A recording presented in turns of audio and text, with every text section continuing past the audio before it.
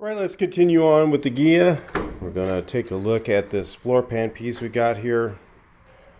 This needs to be replaced. These are a bit different than a bug. So if you look here, it has this bracket that you can't take out, and below that you have this thing here which stays there. You don't get that out. So it makes it a little bit more difficult to do than a bug. And so but what's nice is this part from Tabco, made in the USA.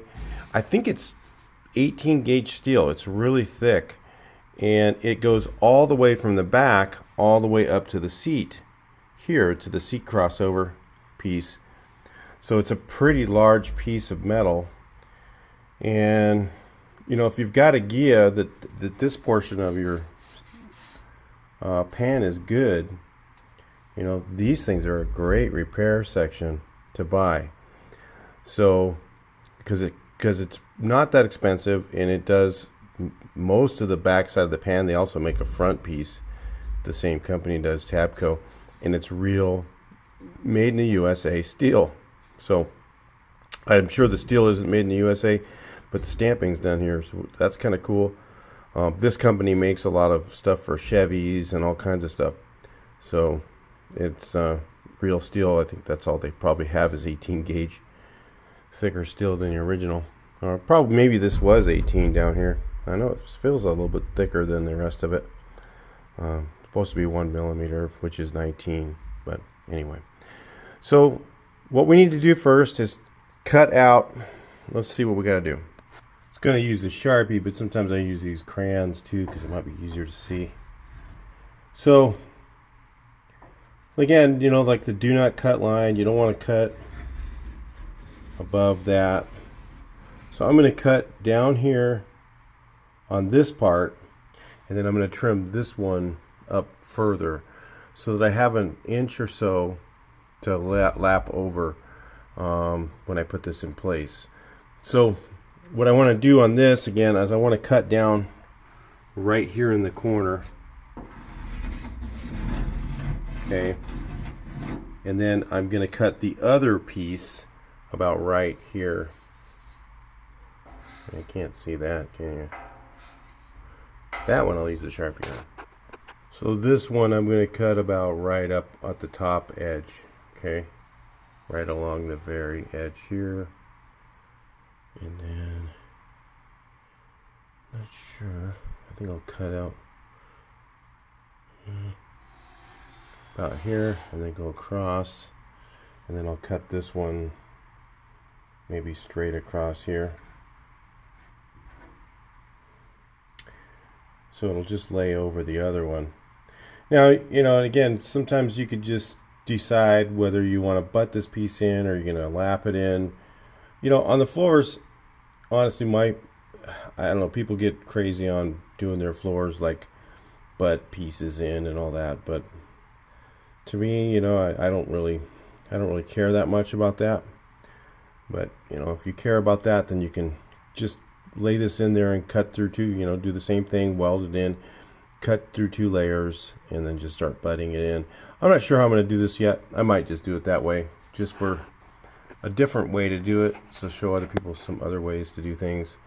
I would normally myself, I would just cut this one in the corner here and cut this one at the top edge, and I would just lap one of the over the other, cut the whole piece out and it's all rusted, lap over about an inch or so, and then just spot weld it all the way around, call it good.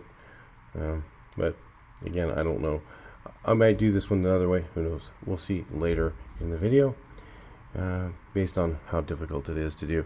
Again, I like strength underneath, so lapping is a little stronger.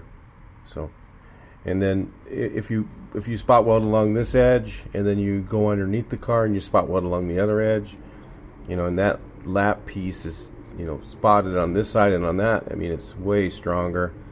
And then you can just put seam sealer right over that, you know, and to me, underneath, you know, that's good enough. But when, you know, some people are trying to show their car or whatever underneath and all that, then you might want to butt it in. It's up to you. Again, That's the way I would do it normally, is just lap it and spot weld it. Let's see, a little bit later, we'll start working on it.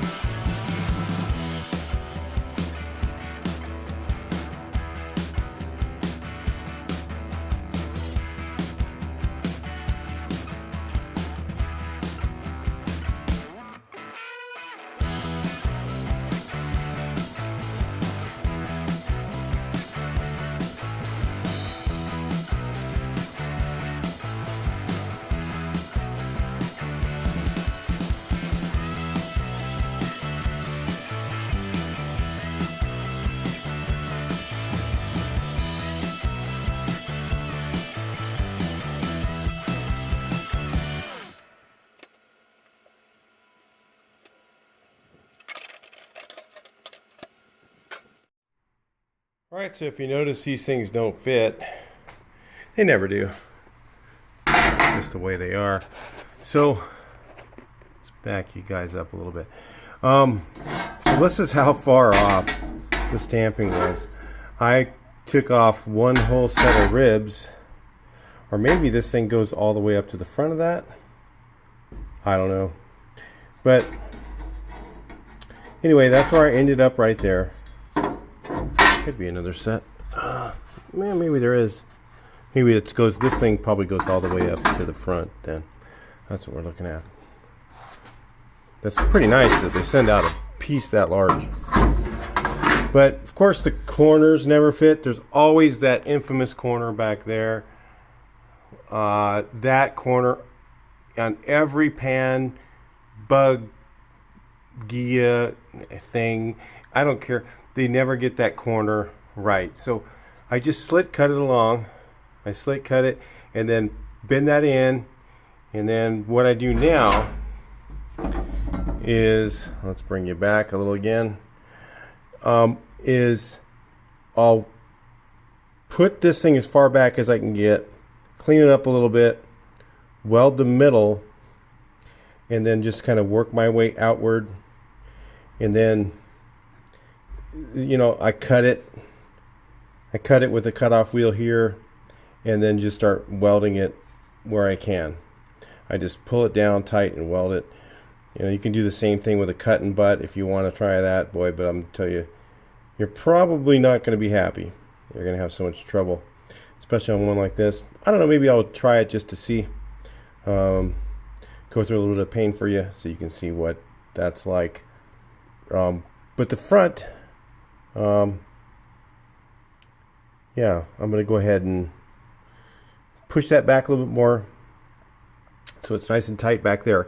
Because normally what I'll do is I'll just push it back, I'll weld the middle here, and then I'll work my way around. When I get to the back, I just start using a hammer and something like this. And it's a lot easier with those thinner ones, like for Ampy ones or whatever. They're a lot easier to work with. This is really thick steel. This is definitely 18 gauge. So, you know, I'll beat it into place, grind it, clean it, whatever. Sometimes I can't grind it, like back in the back corner back there. That ain't happening. I'm just gonna, what I'll do is I'll get the welder, or get it hot once, and I'll go back and hit it again. So I'll get it hot once, and that'll burn off the paint and stuff like that. Turn off the trigger for a second, and then just weld it. So that's usually what I do with my 220 welder. I've done many of them that way. In fact, I've found a lot of times I can't even get the grinder in here very good, so I don't get it very clean. And some of those places you just get it hot once with the welder, and then you let the paint kind of burn off, and then you just then let off the trigger, let it cool down for a second, and then just weld it, and usually it sticks no problem. That's a little trick for dirty metal, and it sticks fine, good enough for body work. So anyway, that's normally how I do it. Let's see how it goes. I'll bring you back in a little bit later and figure out where I can put a camera. Maybe I can put it over here. Huh? Is that, yeah, see, pretty good? Yeah, I'll put it up there, and then start in the middle, start working my way around. But right now, I'm going to take a break. It's hot. All right, so what I'm going to do, sorry about the noise, is cut a slit like right here and also right here.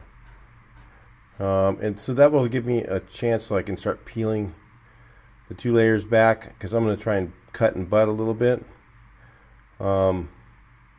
So let me do that real quick. So I'm not going to worry about temporary welding it in, because this edge is not going to really be affected, and everything can fake its way in from here. So I'm just going to cut through a little bit right here and peel out some metal and weld in the spot. Let's just do a demo real quick, show you what I'm going to do. So what I've done is just cut it down and butt these two ends together right here, and I've lifted up these pieces on both sides, so underneath it's the same. You can see, I don't know if you can see that or not. I just peeled them back like that, and I'll just butt this in, just butt a couple spots in here, push it down right where they're both level, where I can't run my finger across, and then go ahead and butt it. We'll take a look. So now it looks like that. Then I'll just go ahead and continue cutting all the way across here to the end, and I'm just gonna cut around from one side to the other side and just work my way to the back. And the reason, again, for doing it like this is because I can use the tool like this. Okay, when I get, well, I don't know if it's gonna work back there. That's the issue I was running into already. I thought, well, if I have this tool, I can get back in there. I don't know if it's going to work or not. Let's try it. Let's do some of this. At least I'll have this part cut and butt, and we'll see how that looks. And then if you wanted to use this technique to do your bug, you could do that. But anyway, I'll just at least cut and butt the front. It's not hard to do, especially with this thick metal. And you know, you can, technically, if you have one of these welders, I mean, if you have a 220 welder, you're going to have to do spot everywhere. But with one of these Harbor Freights, it doesn't get very hot. I had some guys say, oh, you warped the hell out of that. I didn't. It was barely warped at all with this thing. And I was running, half-inch to inch beads, just going like this, and then doing a section, and then doing a section, and letting it cool, as it wanted to. And it still, it was getting hot, but not nearly as hot as the 220 welder did. The 220 welder just really makes a mess. You have to really just do little spots with that. But this thing is the Harbor Freight titanium. It's an inverter welder. They weld a colder weld. It's really cool. Yeah, until you tried one, maybe you might want to refrain from those comments if you're one of those people, and then try it and then find out. Maybe you learn something. Anyway, I'll get you guys in high speed here. We'll keep cruising.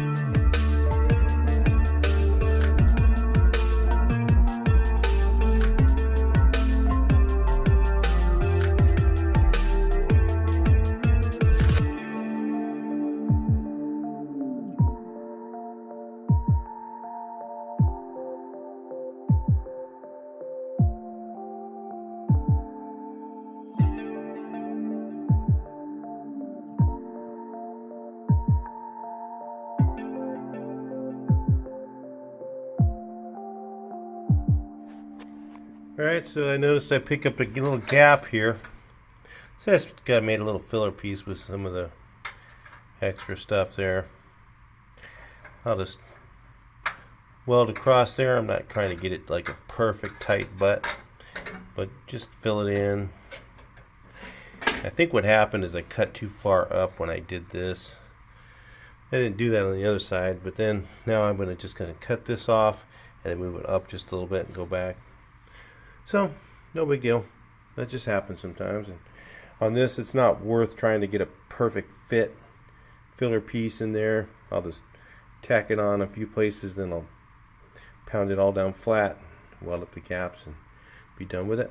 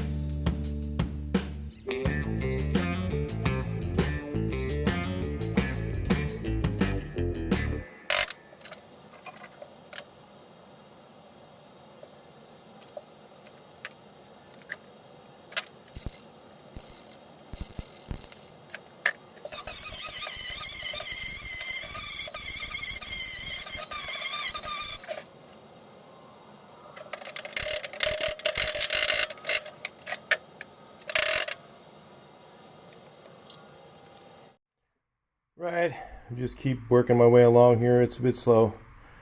I don't think I'll do another one like this, but I'm just showing you guys for so that in case you want to do it. A couple of ideas I'm gonna throw in here as well. So I'm getting it to line up. I'm just jacking it up a little bit and then filling in the gap on this part. On this corner over here, I just had to really use filler pieces. The only way I could do it right here.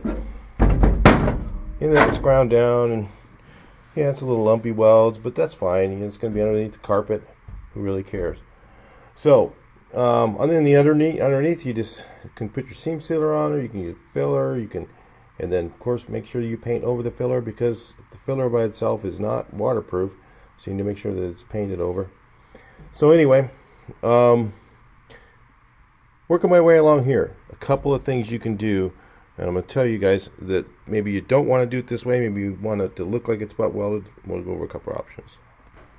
One of the guys mentioned to use one of these saws. I've known about that. The reason I don't usually use one of these is because they make a lot of noise and they use a lot of air, and it gets stuck a lot of places. This is a cheap one from Harbor Freight. They have better ones. They get kind of expensive when you get a really good one. And what it does is it has a really narrow blade. So when you cut through 2 layers with this, it becomes a really tight butt. Now with the Harbor Freight welder, with that one, I don't have any trouble filling in a pretty good sized gap. I can have a good nice 16th gap, and it will actually do that no problem. Just weld right along, and it doesn't get hot to where it's really badly warped or anything. It's just very little warpage. It's actually really good for this type of butt welding. But you can do this here if you really want to try and get a narrow gap. I'm going to try this back into this corner to get underneath this, because this thing has this thing in the way. I'm going to try it to get back in here. I don't know how successful I'm going to be at cutting that part and butting it. So I'm going to tell you guys about some options. One of the things you can do is if you fit this in here and you kind of make it so that your lap is about right here in the middle. Get you up a little closer so you can see. So you put your lap about right where my butt is, right where the weld is right there. If you put your lap right there, okay, and you overlapped it, what you can do is and then just overlap it and just weld the whole thing all the way around. What you could do is actually, you could go underneath, and if you've got your welder settings pretty right, which I'm sure you would, you should be able to see the weld on the other side. So what you do is cut with your cutoff wheel through one layer all the way around, just below where the weld is. So it'll give you like maybe a 16th to an 1/8 lap area, and you could just grind that down a little bit and just put your filler over that, or put your seam sealer over that, and you'd have almost the same as if you butted it. So if you kind of get what I'm saying, you cut through one layer on the inside. Don't cut through both, but just through one layer and peel off all the excess, so that it almost ends up like this butt. Okay, and just peel off that one layer around from underneath. You'd have to have the car up on a lift probably to do that, but I'm just saying that's one way you could do it if you wanted to do this without having to try and butt these two halves together. Just an idea I'm throwing out there. Or you could just do like I usually do, which is just tap them tight together and just put little spot welds all the way around and just leave it that way. And then maybe at that point you can go underneath and trim off whatever you need, and I just fill that with seam sealer. And honestly, after it's done, you don't really notice it that much. It's still, you can see it, but it's not that bad. Just so you say, if this is pretty hard to do, so I'm just saying not everyone's going to be able to do this, especially on a Ghia when you have this monster thing here in the way. Welding underneath there. I'm not even sure if I'm going to be able to do it. I'm not sure. Let's look. I don't know. Trying to butt that behind there. Well, I don't think that's going to happen. Just so you know, I don't think I'll be getting underneath there. I'm just going to put spots along the edge, probably. I'm going to try to butt it as far back as I can, just for fun, see how far we can go. And then from wherever I can't do it, I'll just leave the metal little flapper hanging down, and then I'll cut it out when I get it up in the air high enough, cut off whatever excess I need to.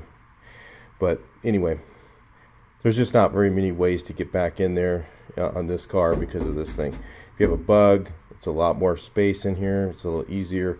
It still would be kind of tough to do. If you had to cut and butt it like this, you could do it on a bug, on a Ghia. You know, it is what it is. You got this thing in the way. What are you gonna do? Take the body off the pan for that? Not really. I would hope you wouldn't. That's just way too much work.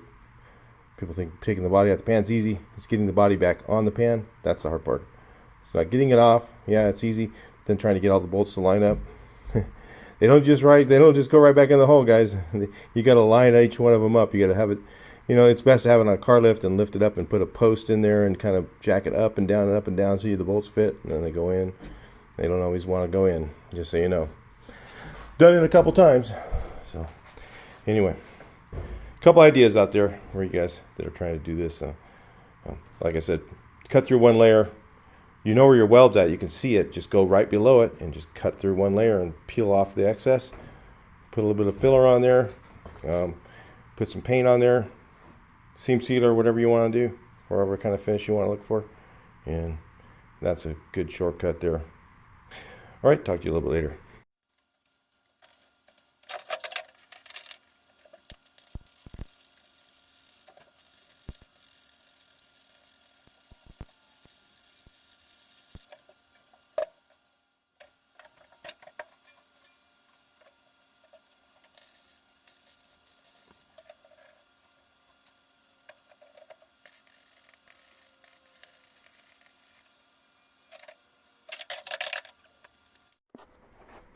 Well, I got to tell you guys, it's not easy to do this.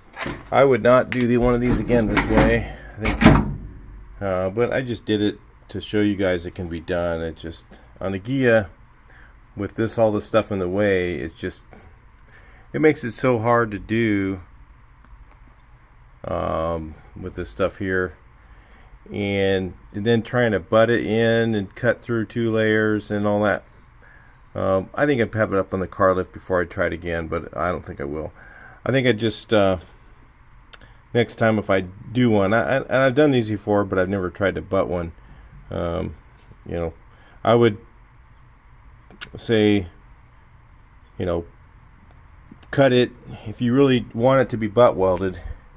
I would cut it down like right here, okay, and then I would lay one over the other, weld the whole edge all the way around, and then on the other side just lift it up, you know, peel it back a little bit, and then cut through 1 layer and just take off the outer edge, and then grind it down. Seems it'll look almost the same and be a lot easier to do, because getting in this corner back here, I can't even show you the welds. I can barely weld back there, so if you can imagine, it's not pretty at all. But you know, again, I thought I'd just try it to show you guys, see if it could be done, and I definitely wouldn't try it again. So anyway, just something I've never tried to do before, so I thought I'd do it. Anyway, I'll talk to you guys in the next video. If you had a bug, maybe you could get away with it, but honestly, I think the other way I was telling you, weld the edge, you'd be a much happier person if you did it that way. If you try and butt it in, you will probably have the same problem I did, and then some. Okay, I'll talk to you in the next video. Please like, share, and subscribe. See your comments, and hopefully at least we got a 4 in here, so get on with this car. Talk to you next one.